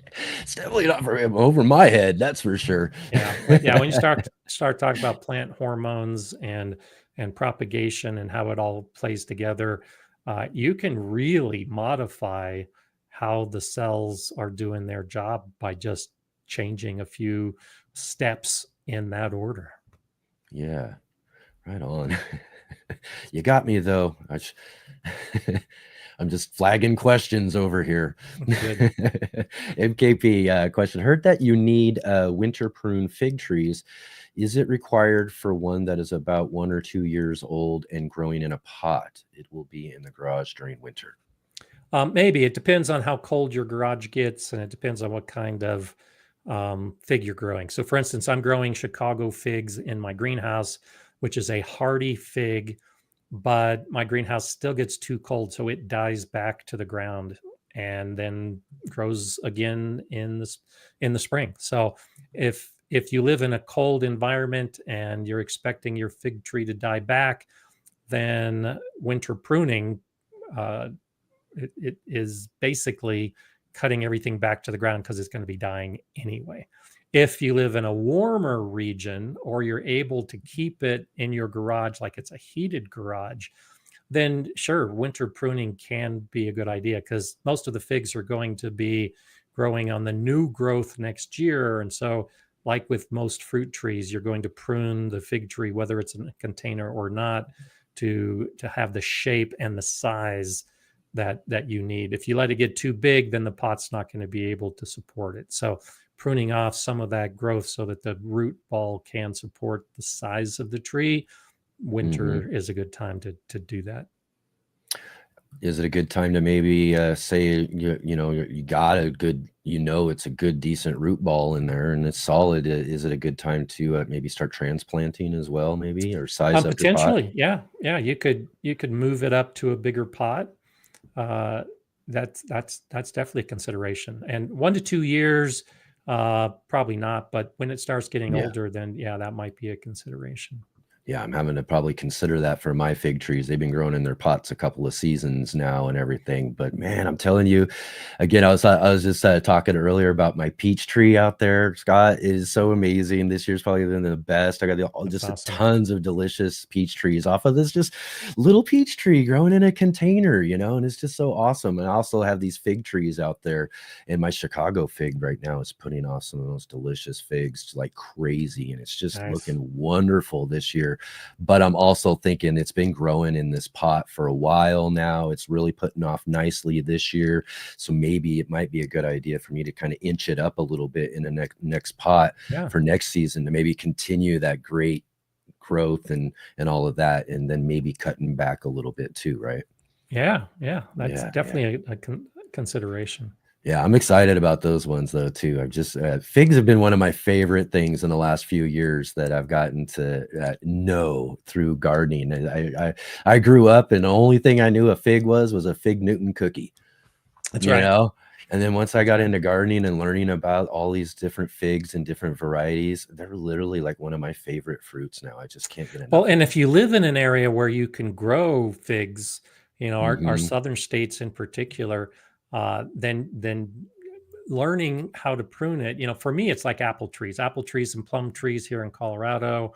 I've learned to prune very well because that's what I can grow.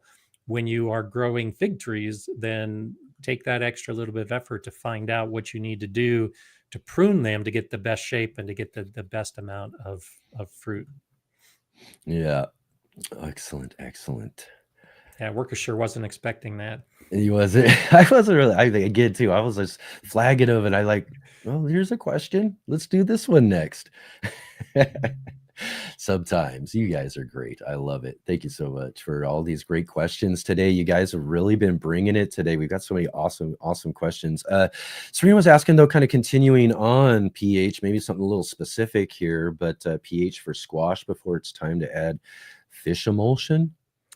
Yeah, see, and you're thinking too hard about this, Serena. If you've got good soil, if you've added compost, then yeah, don't worry about it. Squash has a very wide range of pH that it can grow. And the other question I ask is how is your soil? Does it even need nutrition? And so fish emulsion, you know, maybe adding too much nitrogen to your squash when you really don't want it. And so don't worry about the pH. Just focus on your soil, having the compost in it, having a nice balanced level.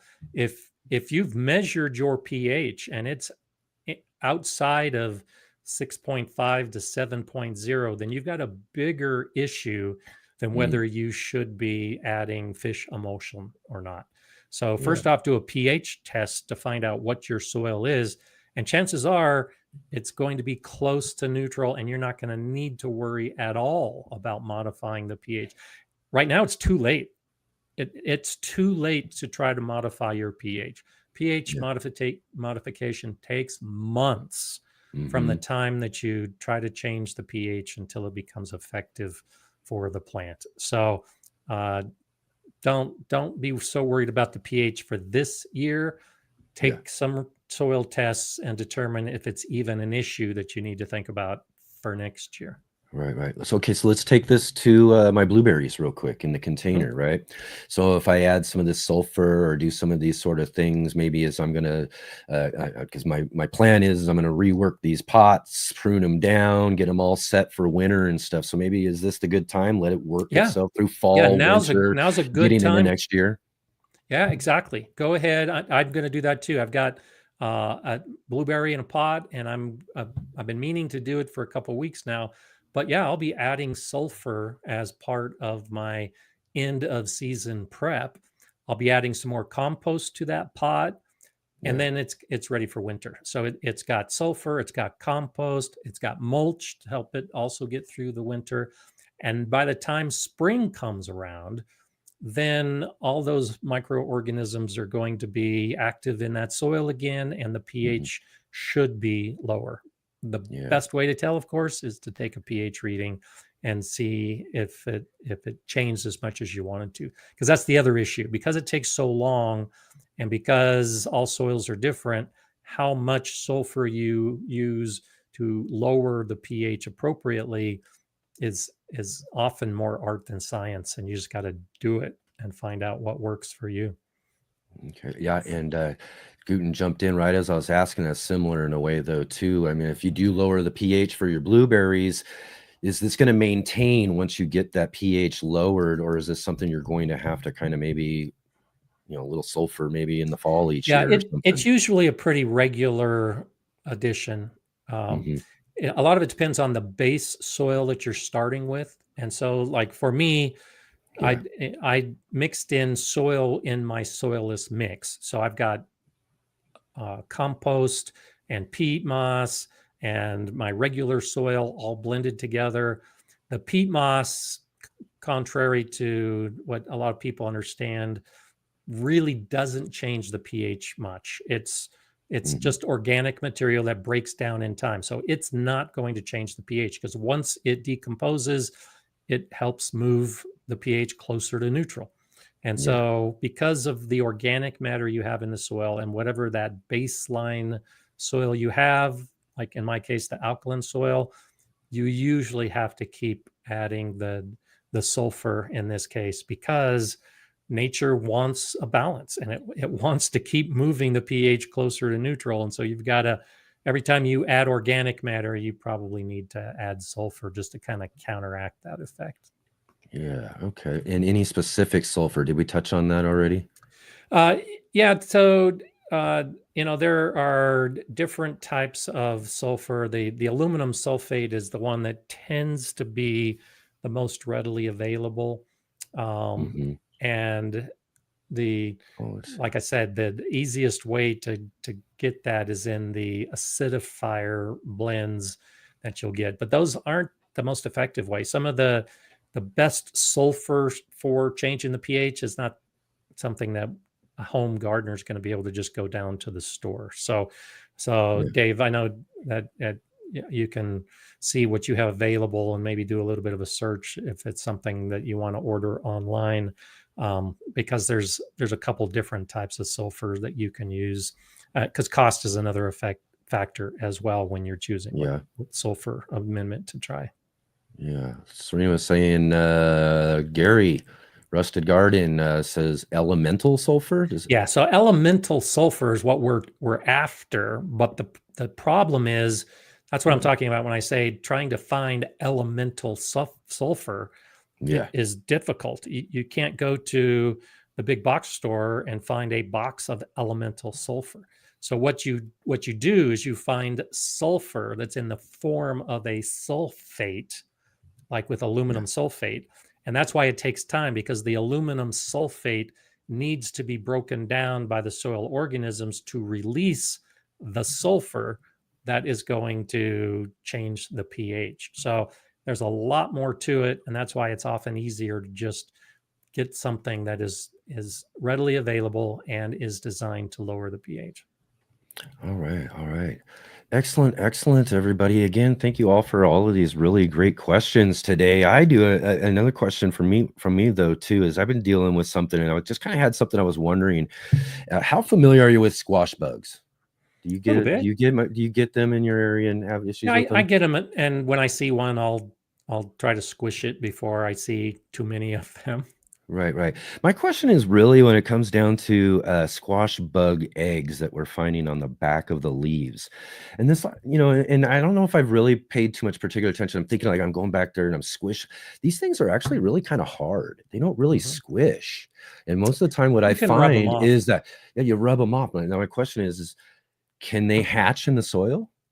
Can they hatch up and find their way back up onto the plant? No, they really can't. So imagine if you're leaving Oregon and you're flying to Kansas, right? And over Colorado, somebody pushes you out of you're saying.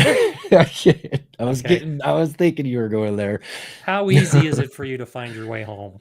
Okay. Right. And it's the same kind of thing. The reason that the eggs are laid on the underside of a leaf is because that's the perfect environment for that egg to then hatch and for the larva to have a place to begin feeding and growing. And so when you wipe them off and they fall the equivalent of 500-story building down to the ground, now they're in an environment that's not designed for them to survive. They might hatch. Chances are they won't, because the heat is going to be different. The moisture is going to be different. But if they do, now they've got to grow in soil or mulch with all instead those microorganisms of the shelter of the plant. So, most of those eggs and small insects, once they're knocked off the plant, they're not going to be finding their way back. Yeah, I know. It's just, my continuing effort to battle these darn things every Yeah. single year. I'm out there and I'm doing what I can, and I'm and again, like I said, most of them just seem to like they're falling right off the plant, and I'm searching that whole thing down afterwards. Yeah. I'm And they're squishing going to be every food. minor and adult I can find in the area as Yeah, well, too. there is some little insect or animal at the bottom that just thinks, "Oh wow, dessert is falling from the sky," and it's all going to be eaten as well. Yeah, it's just to me, it's just weird that here I do it. I make this clean sweep. I'm like, okay, I'm sure I got everything. And then I come back a day or so later, and there they are, Yeah. growing, walking around and wandering around and doing things all over again. And it's just, I'm like, am I just like, yeah, just as planting seeds basically, and they're just coming back up. But yeah, what you're saying makes a lot of sense, and I Yeah. really thought about that as well too when it comes to most things, really. Any sort of bug or something of that sort of small level falling into the ground. We think of like aphids if we're knocking them down and all that sort of stuff. And Exactly. they're just most likely going to get consumed by whatever's in that soil. Or broken. Right? Or broken. Yeah. Yeah. All right. Let's see here. I know Dave had a couple of fun little questions. We'll work on finishing up here with. He says he was particularly interested in this question, and I'm sure this has to do with your Air Force background here, Scott. He says, if you had to create a garden in the cargo bay of a functional KC-135 tanker, what would you grow, and how would you pull it off? Well, there's plenty of A space on the flying garden, sides. right? Yeah, plenty of space on the sides, and you could have some narrow beds all along the sides. I would choose something that wouldn't need much water, because when you water the beds, you now change the center of gravity that's needed to know when you fly. And so trying to keep the water levels to a minimum so that the beds don't weigh a lot. And Yeah. so, I would do light plants as well, like maybe some lettuces, some herbs, especially the herbs that aren't going to need a lot of water and are going to be very light and not affect the weight balance of the airplane. The bigger issue is what the soil is going to be. And so for something like this, I would probably use some peat moss and some perlite and try to keep the growing medium as light as possible too. So it could be done. Sure. It could be done. I think the lighting is another issue, is you'd have to bring in some light so that the plants have enough light, because it can get pretty dark inside the airplane. Is that one of the planes you're familiar with? Oh yeah, that's flying yourself. Oh, that's one. Okay, I'm sure he knew that. Yeah, that's I'm why sure. he's asking the question, because that's the specific one. Okay, Yeah. excellent. Right on. And real quick too, he says the Galileo project became a massive over 100 raised beds and dome greenhouse. What's a behind the scenes story from that project that most people have never heard? Oh, there's a whole bunch of sure you're having all stories sorts from of that fun with project. And so one, since you're talking about 100 raised beds, so we had 105 raised beds total that I was actively growing in. And so one of the behind the scenes story was, we had the plan for building this massive garden project. We had no money. The school district gave us nothing to support the build out of this garden. So everything was acquired through donations or grants, or just trying to figure out a workaround to get things done. And when we were putting in those beds, I think at the time I had 25. So we needed 80 more beds, and we didn't know how it was going to be done. And so put together a working group and had some committee meetings. And it came down to the right guy asking the right guy, and one of our local builders, like house builders, donated the lumber, and the lumber was given to one of the local high schools, and the wood shop at the high school cut all of the boards to make the beds. And then somebody else got a flatbed truck, and we trucked over all of these beds that the high schoolers had built at their school, and then put them into place at the Galileo Garden. So for a whole day, we had all of these kids that were bringing the beds that they had built with donated materials into the garden. And the top off to answer this question specifically is that I physically put every single bed into position because I wanted them to be exact between each other as far as the distances in the pathways and throughout the beds. Right on, right on. Okay, real quick answer to this one. What are your thoughts about the use of DE? So DE, diatomaceous earth, yeah, it can be quite effective. It's diatoms. That's what the diatomaceous part of diatomaceous earth is. And so diatoms are basically the skeletons of small creatures that lived a very long time ago. And they are very, very sharp if you're a very small creature. Right. And so by putting diatomaceous earth on your plants or on the ground, a soft-bodied insect like aphids are essentially ripped apart when they walk across the DE. Something like a squash bug could care less. It's just going to step across it. So it depends on what the pest is as to its effectiveness. And because to us, it looks like a powder, you sprinkle it on your plants. As soon as you water or it rains, it's going to wash off. And that little powder is going to drop down through the mulch and onto the soil, and it completely loses its effectiveness. So it needs to be reapplied on a pretty regular basis.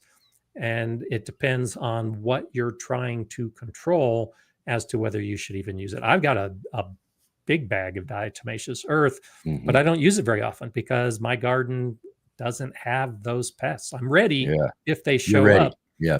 But I really don't have that issue. And so I think a lot of gardeners will use it thinking they need it without doing that analysis of whether there's even a bug that it's going to kill in their garden. Right on. Excellent. Excellent. Again, Jay said it too there. Thank you, everybody. You really brought it today with some really great gardening questions. And again, I was lucky enough to be able to sneak a couple of my own in there because you guys are so good at these questions right now. So again, thank you all so much for all of your wonderful questions today. And again, thank you, Scott, for answering all of our awesome questions today here on the Let's Get Growing show. Yeah, we really did today. I think this is probably, I think we've packed in the most we've ever packed into an Ask Gardener Scott here on the Let's Get Growing show today. So that's really awesome, everybody. Real quick though, before we do go and let Gardener Scott go here, I do want to remind you, I said this just a little bit earlier, Gardener Scott's an author and he's got a really wonderful book. And if you haven't picked it up yet, drop down in our description below. There's a link there that you can go get yourself a copy of Gardener Scott's book on raised bed gardening. So definitely go and get that. Thanks. And if you did not get your gardening question answered today or didn't get a chance to get it in or anything, you're lucky because Gardener Scott's gonna be right back at this here in just I guess not too many hours if you really think about it. He's gonna be right back on 24. It here. Yeah, less than 24 hours, Monday mornings, 8 a.m. Pacific Standard Time, 11 a.m. Eastern Standard Time. Gardener Scott is live on his channel to do even more of this. He's just a wealth of gardening knowledge, and you want to go and get your gardening questions answered then too as well. Anything particular going to be talking about? I know your last one was talking about the garden harvest and food preservation, right? Yeah. Tomorrow we'll be talking about cover crops and green manures because, to answer. You did mention that. Yep. Yeah, we touched on it with a few of the questions today, but there's still enough time left in seasons, even in a short season like mine, to start putting in the cover crops in anticipation of improving your soil. All right. Yeah. So make sure you go and check out that live stream, or like I said, if you haven't checked out or want to know some more about harvests and food preservations, again, like we said, we kind of touched on that just a little bit earlier, but go and check out that last live stream as well too, and go through some of those older live streams. I mean, there's so much great stuff in your live stream, Scott, and there's just so much that people can learn that even going through some of those older ones is still a great idea to learn. Well, and there's a new thing that YouTube is doing that I think most people aren't even aware of. that you can actually have a podcast. So on my Gardener Scott YouTube channel, I actually have a podcast in addition to the videos. And what I've done is I've taken a number of those live streams and put them into the podcast section of my channel. So particularly for people that like to garden and listen to a podcast, you can actually listen to a number of my old live streams by clicking on the podcast list if you go to the Gardener Scott page on YouTube. Yeah, I'm gonna have to check that out. Is that so? That's just maybe like an audio only, or is it? Well, so it still plays like it does, like it's a YouTube video, but it's kind of designed to listen to. So I've put the live streams that I think are best to listen to, where I don't necessarily talk about the background picture, or I don't use any, visual examples. It really is the words only. And so even though you can see the video when it was originally filmed, yeah, you could listen to it as though it's a podcast and still get all the information. Excellent. Yeah, and go and check out some of those past videos as well. You just did one, your most recent, on border edging that looks great. Thanks. Right? And also staying motivated in the garden. That's got to be, there's got to be some great stuff in there, because things in the garden at this time of year can really get overwhelming. I think we did kind of touch on that a little bit, right? Yeah, absolutely. Yeah, so go check out those older videos and live streams over at the Gardener Scott channel. And again, if you haven't had a chance to get over there and check that out, links are all down below for everybody. And again, Scott, thank you so much for being here. We just did another, this is a great one today, and it's so good to get back to just having this go good after we had happen last time, right? That's right. And one more thing too, before you do go and head out too, I do want to thank you personally for saying and speaking out on your channel about our issues.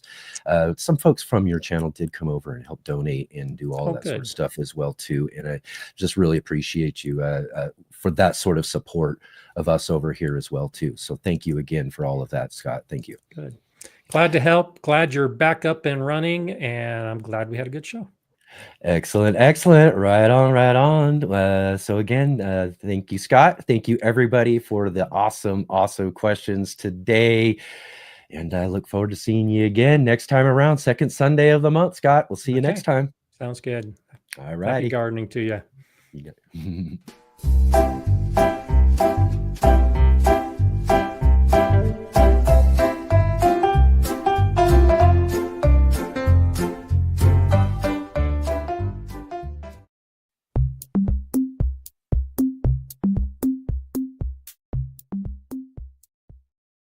Let's Get Growing is sponsored by IV Organic. Hi, my name is Charles Malky, biologist and plant expert with IV Organics, where we grow cool plants and author Saving the World with the Home Garden. IV Organic 3-in-1 Plant Guard has 7 natural oils that protect your plants, not just from the summer heat as well as winter cold, but also protects your plants from damaging insects and rodents. The oils in the product include castor, cinnamon, clove, garlic, peppermint, rosemary, and spearmint. These oils are natural insect and rodent repellent oils, which are encapsulated by the base powder, offering your plants months of protection at a time.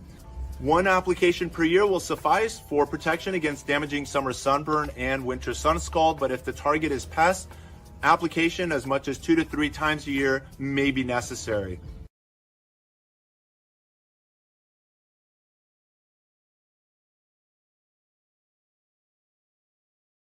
All right. There's another great Sunday edition of our show in the books. Things are just moving along just fine this weekend around here. It's such a relief. I'm telling you. But also too, I do want to warn everybody here as we're moving forward on the show here next week, because of all the stress, because of all the things that have been going on. I just need a little bit of break. I told everybody about this yesterday. So again, next Saturday, we will not have an official show, but as what we usually do is we leave the chat open. So you can come around the same time as usual. We're 11 a.m. to 1 here on the West Coast, 2 to 2 to 4 on the East Coast. You can come in here and just chat with everybody. Say hi if you want to. Drop in anytime you like. We always like to keep the chat open, and it's always fun too. It is mentioning to someone yesterday to go back after those times are over later in the day and check out the chat from all of you guys during the show when I wasn't even there, and to see all of you guys. We have such a great community here building that it's just wonderful. So that's why I like to keep those open for everybody, so you can still come and hang out and say hi during our regular times. And who knows, maybe I'll drop in and say hi to you all in the chat at some point as well too. So again, next Saturday, no show, but next Sunday, the Sunday edition of the show next Sunday is our third Sunday of the month. And that means it's our monthly gardening book club time. And that means also our good friend, Mr. MBC from In the Garden today will be joining with us live as my co-host for the monthly gardening book clubs. We can catch Mark In the Garden live next week for In the Garden and our book club. And we've got a really, really great book. In fact, I got it right here. We got this really, really great book. I'm just enjoying it so much. We've got Thor Hansen, The Triumph of Seeds.